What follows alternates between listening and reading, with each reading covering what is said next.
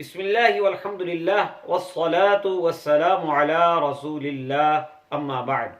حضرت امام جعفر صادق رضی اللہ تعالیٰ عنہ کے والد گرامی امام محمد باقر رضی اللہ تعالیٰ عنہ، ان کے والد گرامی علی بن حسین زین العابدین رضی اللہ تعالیٰ عنہ، ان کے والد گرامی امام عالی مقام امام حسین رضی اللہ تعالیٰ عنہ ہیں۔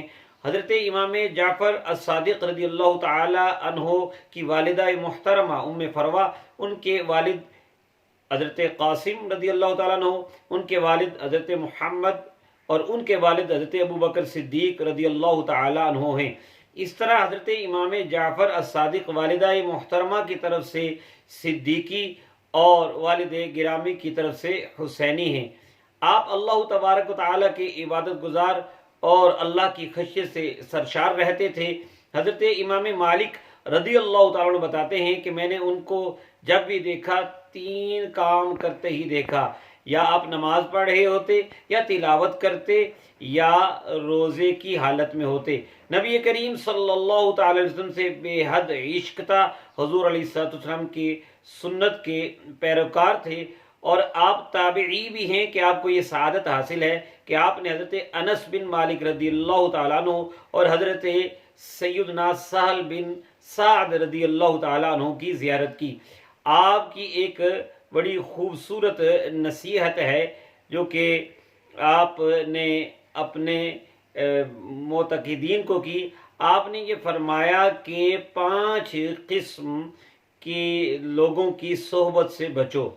ایک بہت زیادہ جھوٹ بولنے والا، کیونکہ وہ تمہیں دھوکہ دے گا، وہ ایک سراب کی طرح ہے، جو تمہارے قریب ہوگا اس کو وہ تم سے دور کر دے گا، اور جو تم سے دور ہے اس کو وہ تمہارے قریب کر دے گا۔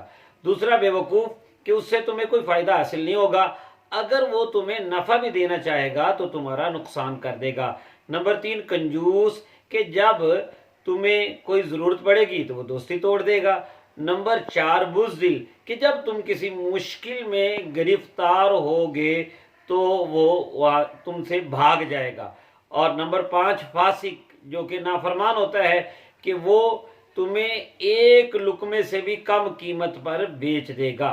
حضرت امام جعفر صادق رضی اللہ تعالیٰ عنہ کی ولادت 17 ربیع الاول 83 یا 80 ہجری کو ہوئی، اور آپ کا وصال 15 رجب المرجب 148 ہجری میں ہوا۔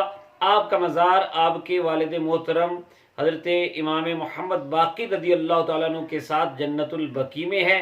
آپ جیسی ہستیوں کے لیے ہی امام احمد رضا خان فاضل بریلوی رحمۃ اللہ تعالیٰ علیہ نے لکھا ہے کہ تیری نسل پاک میں ہے بچہ بچہ نور کا، تو ہے عین نور تیرا سب گھرانہ نور کا۔